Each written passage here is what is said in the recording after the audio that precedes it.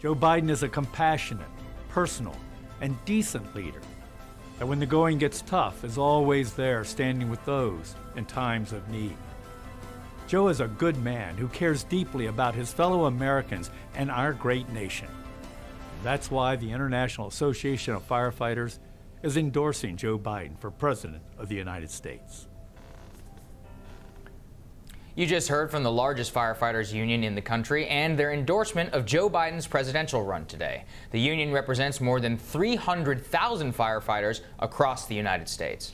The former vice president spoke at an IAFF event last month, and during that event, the organization's president, Harold Schaitberger, said the union would, quote, be all in for Biden if he runs.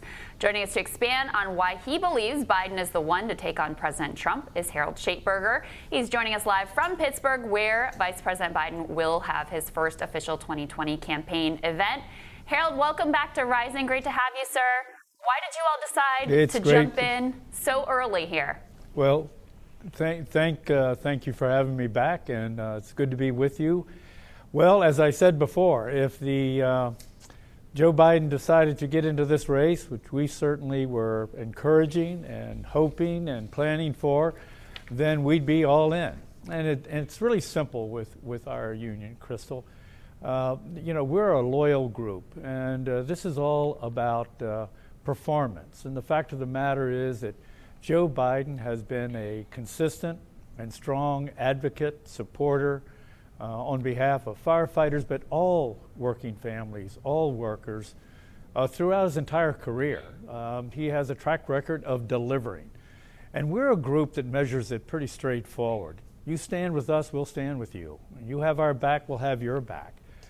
Joe Biden has had the backs and stood with firefighters across this nation throughout his Senate career and certainly as Vice President of the United States.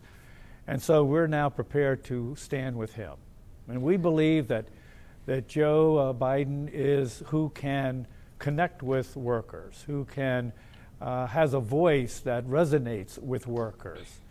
And I've been saying along the way here lately that this election is going to be determined not by a popular vote, regardless of the debate about that. And so it's not going to matter whether you have 4 million more votes in California or 2 million more votes in New York or New England.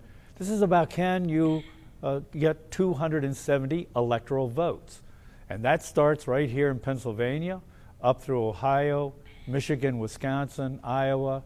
And Joe Biden has the track record and the voice to connect with those voters, many who abandoned the Democratic Party in the last election cycle. I think what you're saying is interesting, Harold. So what is it exactly, though, that differentiates Joe Biden from a more traditional and seen as more of a workers' candidate like Senator Bernie Sanders and Senator Elizabeth Warren, who are touting policies which are very popular amongst unions like yourselves? What is it about Biden specifically that makes him the choice over those two other candidates and the rest of the 20 field? Well, let me comment on the first part, the premise of your question. And that is our view, and I can only speak on behalf of our union, are very concerned that there are those candidates in the party which quite frankly are trying to take the party too far to the left. We admire everybody who puts themselves forward. It's a tough business to get into that political arena. But the fact of the matter is that, high-minded, aspirational ideals may feel good, but this is all about winning. Can you win? And it's clear to us that Joe Biden has the track record, the voice, and the positions on the issues that will allow us to succeed and win in this upcoming election. What do you think led us to the place where so many union members and members of your union in particular would abandon the Democratic Party and back a guy in President Trump who's been a union buster his entire professional career? Well, I've been pretty candid about this. I think that the president basically stole the Democratic voice and the Democratic message, and that the Democratic nominee did not have the ability to have that voice and connect with workers, middle-class workers, working families. You know, we always talk about those like firefighters, you know, finish their shift, finish their job, have to go home, you know, wash their hands, take a shower after a hard day's work. Joe Biden has the ability to truly connect with them, but not just in voice, but has a track record to show that he has supported, you know, fair wage, a living wage, overtime protections, a retirement security, to fight against the right to work, to protect union rights and make sure every employee has the right, if they choose, to be represented by a union and work under a collective bargaining agreement. Those are the issues that many of the working class and many of our members felt that the previous Democratic nominee did not connect with them and did not really resonate those issues with them.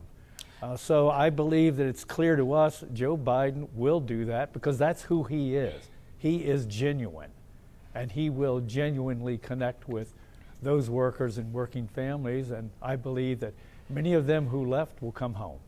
Harold, what makes you so sure that Joe Biden has the ability to beat President Trump? You know, he's been the friend of the working man. The working man is the one who put him in the White House. He's been, you know, going after these trade deals and passing middle-class friendly tax policy. So what makes you so sure that many of these people have not permanently gone over to the president, who not only speaks to their economic benefits, to much of their cultural concerns as well?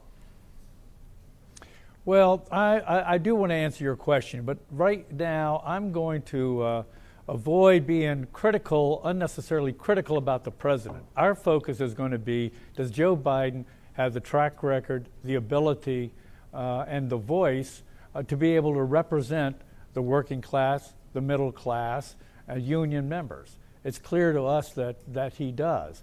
You know, you can talk about your positions, but did you support right to work or did you oppose it?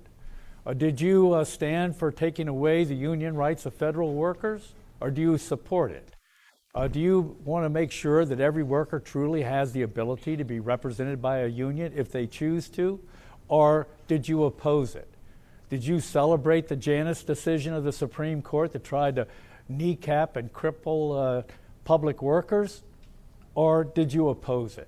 I mean, these are straightforward issues that as it becomes better understood, and we refresh the memory of those workers, of someone who has been with them every step of the way, and every way you can measure, that they'll recognize the candidacy and the importance of electing Joe Biden as our next president. What do you make of the critique coming from the Democratic Party of former Vice President Biden that he's out of touch with the grassroots? You had Senator Warren in an email to supporters questioning the means by which he raised his money, saying that it helps that he hosted a swanky private fundraiser for wealthy donors at the home of the guy who runs Comcast's lobbying shop. She and Senator Sanders are both contrasting his sort of big dollar fundraising versus their own small dollar grassroots fundraising. Is that something you're concerned with, that he may be out of step with today's Democratic Party? Not at all, and I really believe that was a meaningless criticism. First of all, the criticisms were going to be that Joe Biden couldn't raise the money. That was the criticism coming from many in the media and the journalistic community. And the fact of the matter is, yes, he did. In 24 hours, he raised $6.3 million. And by the way, regardless of that fundraiser, he raised money from 97,000 individual contributors that contributed less than $200. So the fact of the matter is, I think he showed very quickly and measurably that he has the ability to raise the funds that you need in order to run a competitive campaign, but also to be able to touch, if you will, the workers and the those that are in the party now that bring a lot of energy to the party. But I'm going to work, and we're going to work to help many of those understand this ultimately has to come back to the point of who can actually win.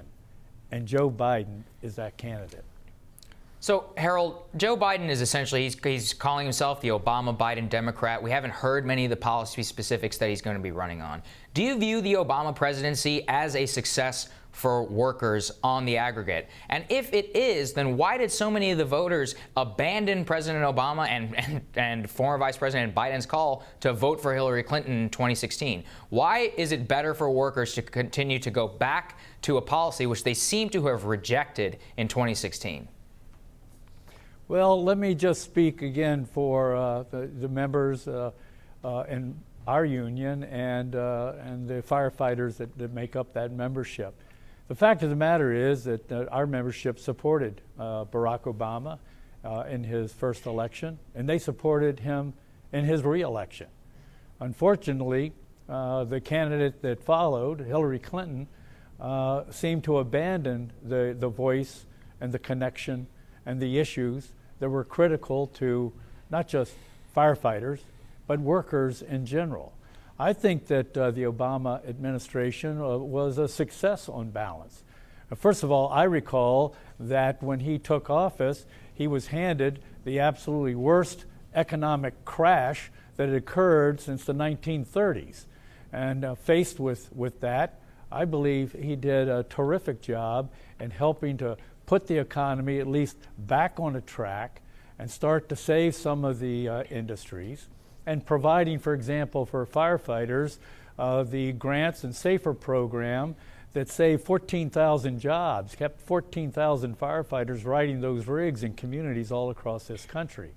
So I don't think that the Obama administration was anything other than a pro-worker and on balance successful administration. Mr. Schaitberger, thank you so much. Enjoy the day. Great to see you. Great to have you back on Rising. Thanks, Harold. And thank you so much for having me back. Indeed.